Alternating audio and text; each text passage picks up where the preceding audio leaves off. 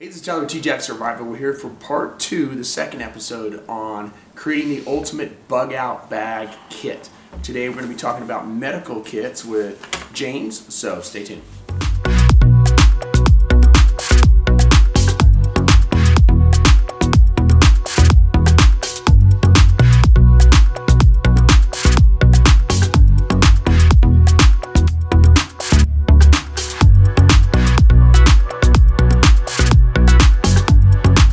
Alright, if you haven't seen the other videos, James and I are essentially building kits.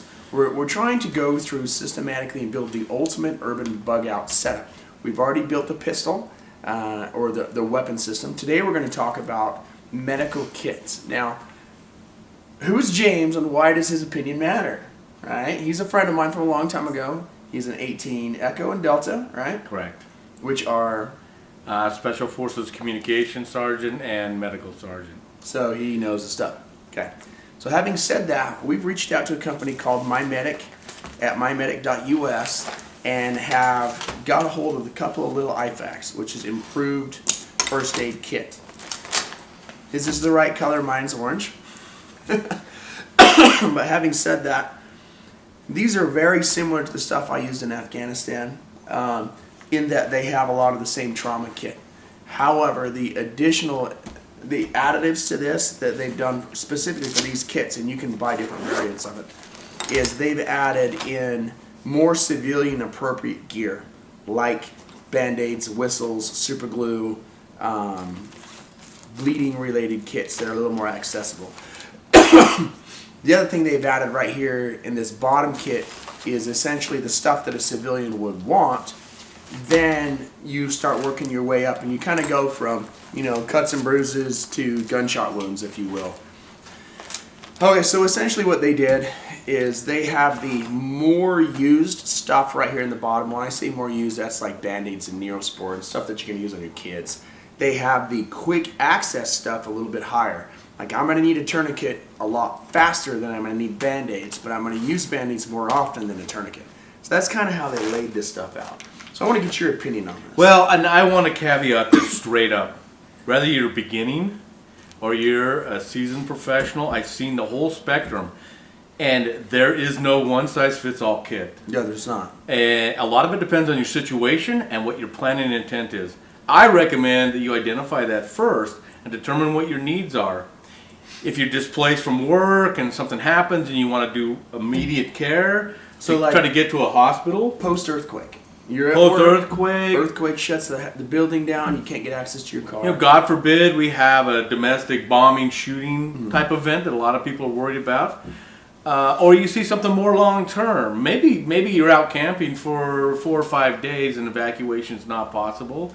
Or maybe something you stick at home that's long-term that probably grows dust and you throw away. As an example with Afghanistan as well, I'd carry a variety of little kits like this and divide that down for soldiers and partially trained people. But then we as medics would carry huge bags. I mean, sometimes as big as our rucksack itself. It was ridiculous. But we never knew if we were going to handle a basic emergency case or some finger protracted thing, village health care. I mean, so you're carrying the kitchen sink. So again, my biggest advice is always determine what you plan to do. And if you don't know, these kind of kits are great because they're kind of generalized for both. Some emergency stuff, some field care and aid stuff to take care of your business right there so you can plan your evacuation. So everything should be mission driven. Mission driven. And I agree with that. I would say pick the area you are geographically and try to come up with the most probable man-made and the most probable natural disaster. Here in Utah, I assess that the most probable man-made is going to be, a dirty bomb or maybe an EMP or some sort of big related something. That's hard to guess. But I really think the most probable natural is going to be an earthquake. We're not going to see typhoons and hurricanes and maybe some flash flooding down south. But all of that's kind of small geographical. You can move out of it. But a big, giant, earth-smashing Wasatch Front earthquake could potentially shut you down for days and weeks. So having said that, I'm going to prepare for that because that gives me the most probable, realistic. Is it possible that aliens are going to invade the planet? It's possible. It's just not really probable. So it's better for me to plan for an earthquake than for alien invasion / zombie apocalypse because it's more realistic. Well, and I think that brings up for most of my general civilian, normal day-to-day life, when I go out camping, hiking, playing, it's mostly me or my kids falling down, scratching, light bleeding, And some that's basic what's care good about stuff. this. Yeah. Then the far extreme is perhaps you're driving down the road and you come upon an accident scene or something of that nature. Then you shifted from that thing to supportive care, emergency stuff like basic airway management and rapid bleeding control. Everything there, generally, especially if you're inside of a civilian area without infrastructure collapse, you got EMS generally within a 10-minute or less response time.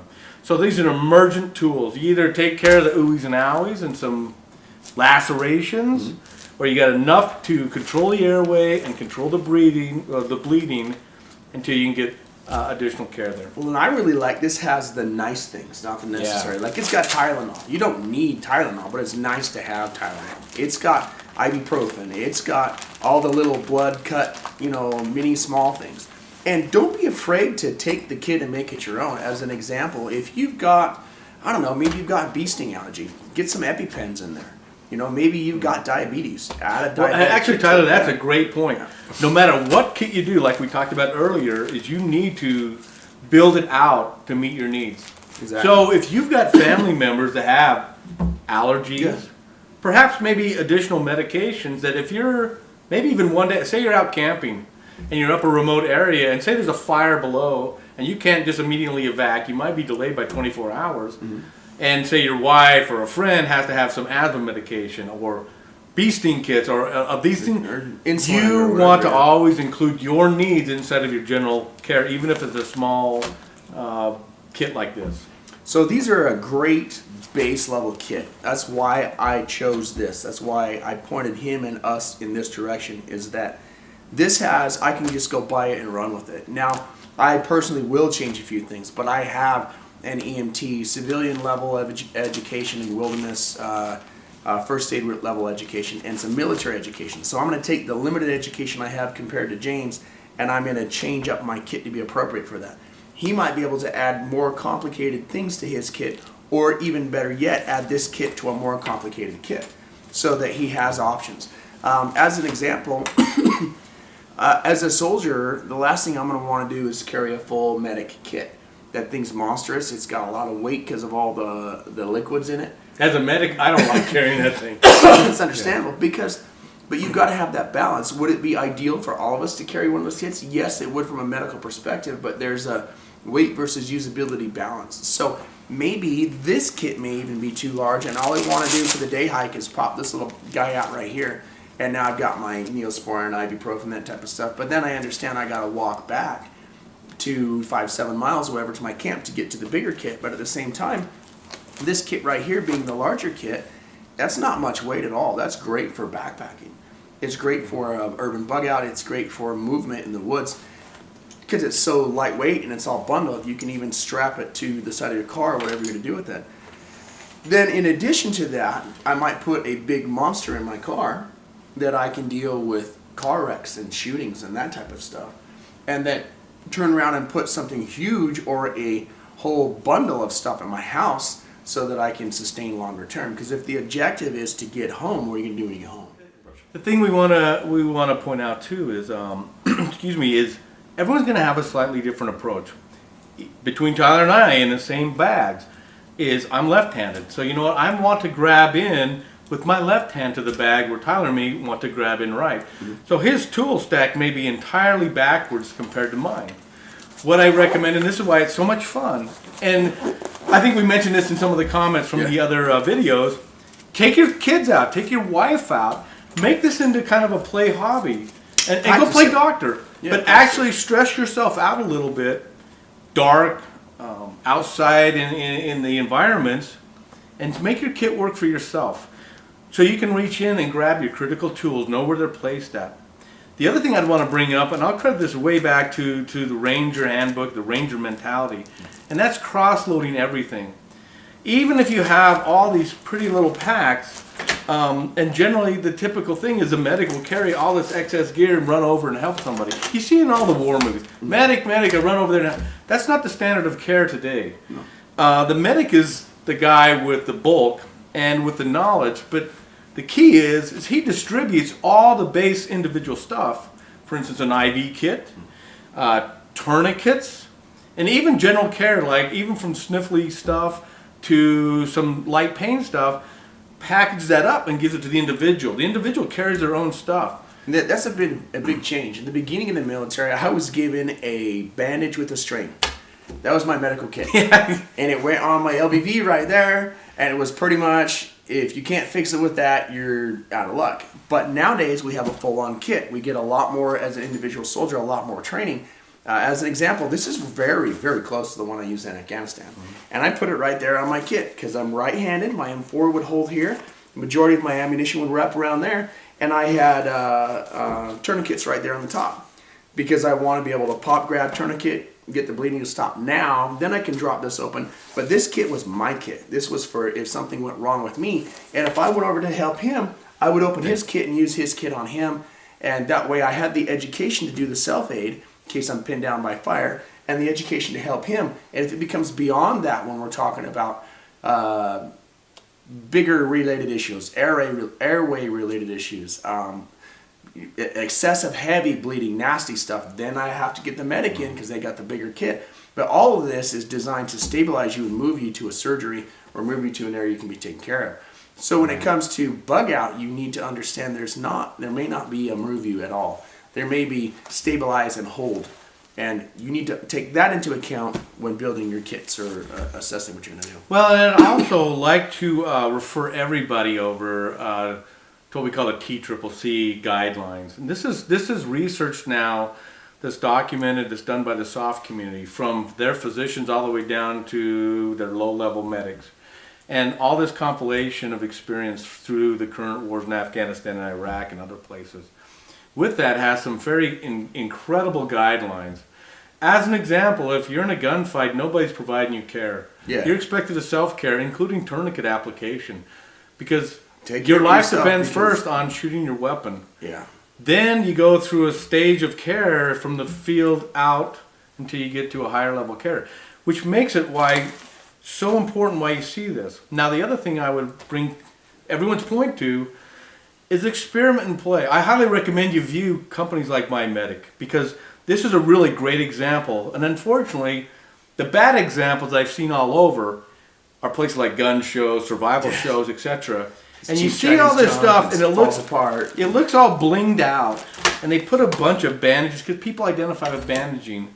What you see it's here like is 87 band-aids and no crickets. Exactly. It's like, this is good if you cut your finger, but anything else, you're dead. These kits are such a fabulous idea of showing, like we talked about, from like basic, we call it sick care stuff, from some Tylenol, some light pain relief, some bandages, all the way through a rapid stuff, tourniquets, suturing equipment, hemostatic control, a variety of things. This would be a great example. Fluid. Even down to a broken finger thing. I mean, I would never have this in a military kit, but this is great for a civilian kit. A little splint for a broken finger. In the military, you're going to duct tape that puppy and get on the plane and deal with it later. Yeah. But in a civilian kit, it may be more appropriate to, as we said, sustain longer. You might need to be able to just bandage that thing so you can continue to use your hand for a longer amount of time. Well, and the other thing I'm a fan of, and again, this is an individual preference, I love smaller, compartmentalized things. You can stick them in this and build them up to here. Then you can take this into larger things. This goes great in my vehicle. If all of a sudden I have to go, so I can stick this in a cargo pouch. I can go variety, and now I can pack that saves out. you money. You Yeah, don't have to buy 8 different kits. You can just use layering. so now I can pack out from light childcare hiking to one-person trauma to a full clinical array of slow bags. And then if it's nighttime, rainy, dark, it's cold, I can reach in and feel, oh, that's my bag I want. Oh yeah, that's the bag I want. Not digging through, oh my gosh, where's my tools? Where's my stethoscope? Yeah. So that's another thing to think about. Hi guys, so essentially we've covered modularity. Get kits that are modular, either make them, buy them, whatever you gotta do. Have the ability to have your Band-Aid kit followed by your medical larger trauma kit, and then inside of a bigger, multi-person kit. Be prepared for whatever your situation is. Basing the kit on the situation. And an individual requirements. Exactly. On top of your modularity, look at your individual requirements and needs or your family needs and make sure you include those in your bag. Yep, so they should be mission driven, always, always, always mission driven. If you can first identify, I don't know, again, I'm here in the Wasatch Front. I'm probably going to have to deal with an earthquake more likely than anything. From the natural perspective, from the man-made perspective, I'm going to guess active shooter, dirty bomb, EMP are probably the worst things that I'm going to see. So what can I add to my kit to prepare against those things? If you're back east in a flood-prone zone, maybe you're going to need to deal with neck stabilizers and airway and that type of stuff. I don't know. Decide what's going to happen in your area. Build your kit around it. Definitely, if you get a chance, check out it's mymedic.us. I've left a link down here in the comment section to the website that has this kits. Buy it, whatever you want. Don't. It's up to you. But they are an excellent solution for a bug out kit, an excellent solution for long-term, part-term, whatever you want to go from there.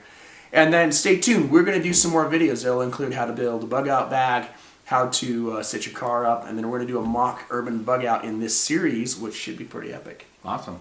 All right, guys. If this has been valuable to you, hit the subscribe button. Again, all the stuff that I put in my videos, the links will be in the discussion box right below the video.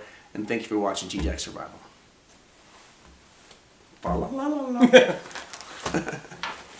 Trying to make me look bad.